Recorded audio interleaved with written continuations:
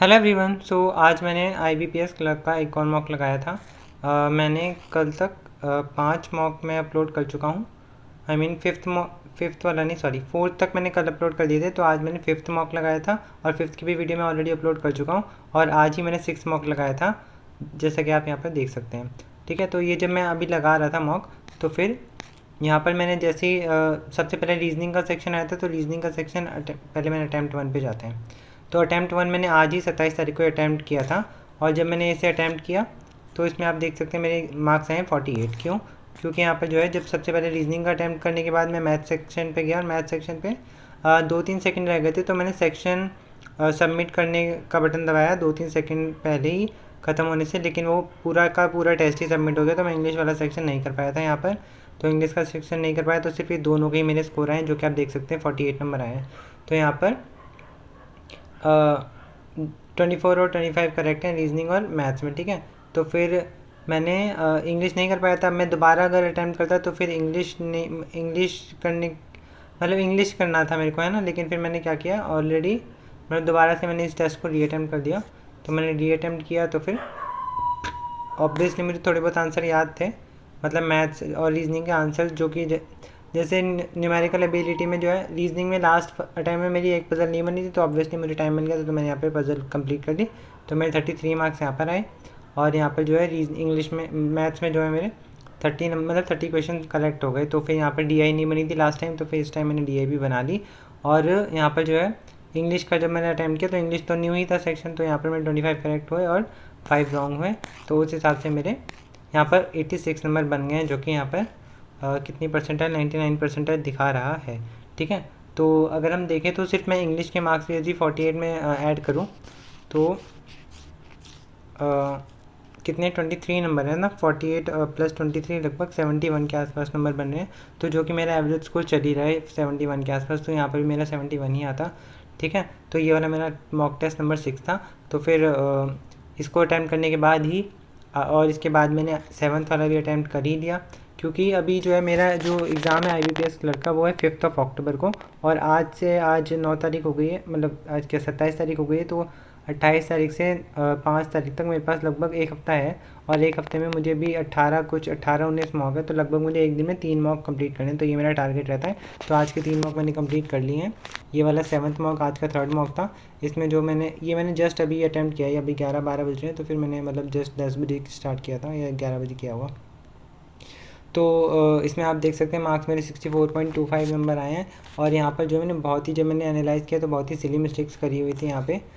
Silly mistakes कर रखी थी कहाँ पर, रीजनिंग में सिली मिस्टेक्स कर रखी थी, और सिली मिस्टेक्स कर रखी थी मैथ्स में। ठीक है, मैथ्स में तो कैलकुलेशन मिस्टेक कर रखी थी। यहाँ पे आप देख सकते हैं कि इतना मैंने स्कोर किया, और जैसे कि आप देख सकते हैं 8 नंबर मेरे रीजनिंग में कटे हैं। यहाँ पर जो पहली पजल थी, मैंने पहली बार तो सही बनाई थी, अब जब दूसरा पॉसिबिलिटी देने चला तो फिर मतलब बहुत ही हौच पौच हो गया था पेपर में। तो फिर उस वजह से ना वो शायद ढंग से बन नहीं पाई थी, क्योंकि बहुत गुचड़ मुचड़ हो गया था उस टाइम तक। तो इसलिए मैं सजेस्ट करूँगा, जब भी आप मॉक दें या फिर जब भी आप पज़ल सॉल्व करें, तो वो साफ़ नीट एंड क्लीन पेपर पे या स्टार्टिंग से करें, तो फिर ये वही आपके लिए बेनिफिशियल होगा। सिर्फ एक पज़ल होनी चाहिए साथ में। तो उसकी वजह से मेरी ये वाली पज़ल भी गलत हो गई थी उसकी वजह से। और ये वाला जो है मैंने ये वाला जो क्वेश्चन है डायरेक्शन वाला बना लिया था। यहाँ पे पूछा था कि ईशान की डायरेक्शन पूछी थी कबीर से, तो फिर मैंने कबीर ईशान को इंटरचेंज कर दिया, तो फिर मैंने नॉर्थ वेस्ट लगा दिया, जबकि साउथ ईस्ट होना था, मतलब अपोजिट डायरेक्शन। तो यहाँ पर सिली मिस्टेक हो गई थी। ठीक है, और एक दूसरी पज़ल एक पज़ल यहाँ पे 3 पज़ल अगर ये सही होती, तो फिर यहाँ पर वो तो अब पता नहीं 2 क्वेश्चन तो सही हो ही गए इस पज़ल में, लेकिन ये 3 क्वेश्चन गलत हो गए हैं मतलब ये पेपर हॉट स्पॉट की वजह से। ठीक है, ऊपर से। और ये वाली भी पज़ल थी एक, ये वाली भी पज़ल मैंने सॉल्व करी थी, वो भी अगर मैं सेकंड पॉसिबिलिटी के लिए गया था, सेम दिक्कत हुई थी यहाँ पर। फिर हौच पौच हो गया था, और फिर गुजर मुजर की वजह से मेरा गलत हो गई ये वाली भी पज़ल, और इसमें भी मेरे 3 नंबर कट गए। ठीक है, जो कि नहीं कटने चाहिए थे। क्यों? क्योंकि ईजी पज़ल है, देखो। और 65% लोगों ने सही किया है ये वाली पज़ल, है ना। 59 लोगों ने, और ये फर्स्ट वाली भी पज़ल जो है वो तो लगभग 70% नहीं करी होगी। देखो 86% लोगों ने सही कर रखी। बहुत ही ईजी पज़ल थी, मैंने यहाँ पर भी मिस्टेक कर दी है, तो फिर ठीक है, आप क्या ही कर सकते हैं, कर दी तो पर पेपर में ना हो।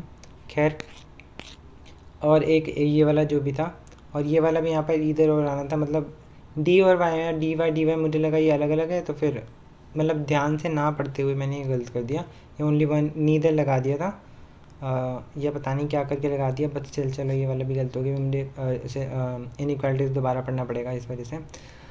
तो ठीक है, ये मेरा था रीजनिंग का सेक्शन, जो कि 8 क्वेश्चन गलत हो गए। इसमें से एटलीस्ट ये पजल वाले तो सही हो सकते थे, 3 और 3 6 नंबर यहाँ पे मिलते हैं, और वो एक डायरेक्शन वाला भी सही, मतलब 7 क्वेश्चन तो यहीं पे सही होते हैं। अब बात करते हैं, अगर हम रीजनिंग न्यूमेरिकल एबिलिटी की बात करते हैं, तो यहाँ पर भी पता नहीं ये क्वेश्चन क्यों गलत हो गया, मतलब अभी मैंने चेक नहीं किया ढंग से, बट स्टिल चलो मैं कर लूँगा बाद में। यहाँ पर भी देखते हैं, और ये वाला जो क्वेश्चन है, ये नंबर सीरीज़ फाइंड करना मतलब वो इजी होता है कंपैरेटिवली, ऐसा मुझे लगता है, और रॉन्ग नंबर फाइंड करने में थोड़ी सी दिक्कत आती है। ठीक है, तो फिर वही रॉन्ग नंबर सीरीज़ वाले क्वेश्चन में गलत हो रहे हैं, और मैथ्स में स्पीड जो है नहीं बन रही है, क्योंकि अगर बनती तो इसमें भी मेरे लगभग मैंने 22 अटैम्प्ट करे थे इसमें, तो और भी अटैम्प्ट हो। अरे यार, ये वाला भी क्वेश्चन गलत हो गया, ये भी कैलकुलेशन मिस्टेक ही होगी, डेफिनेटली कैलकुलेशन मिस्टेक। देखो 24-23 है, तो कैलकुलेशन मिस्टेक हो गई यहाँ पे,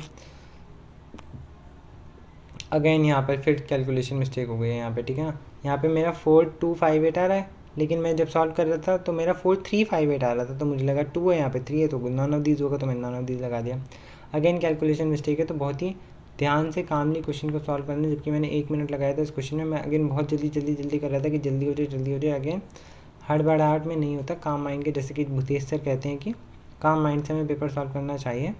और इंग्लिश की बात करें तो इंग्लिश ये वाला ईजी था, मुझे ऐसा लग रहा था कि मैंने मतलब इसमें एक शायद 5 मतलब ये वाला शायद पैसेज रिपीट हो गया था, या कुछ तो रिपीट हो गया था पिछले मॉक से, तो समथिंग रिपीट हो गया था, तो शायद यही वाला था, या पता नहीं कौन सा था। मतलब ये बहुत मुझे इजी लगा इंग्लिश वाला सेक्शन, क्योंकि एक चीज़ रिपीट हुई थी 5 नंबर की, तो 5 नंबर तो वहीं से मिल गए थे।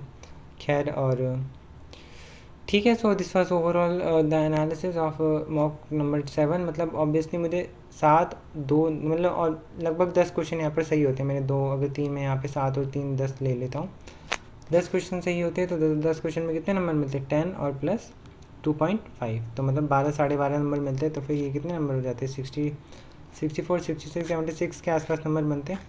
सो अब आगे से ध्यान रखेंगे, नेक्स्ट मॉक में ऐसी गलती ना हो।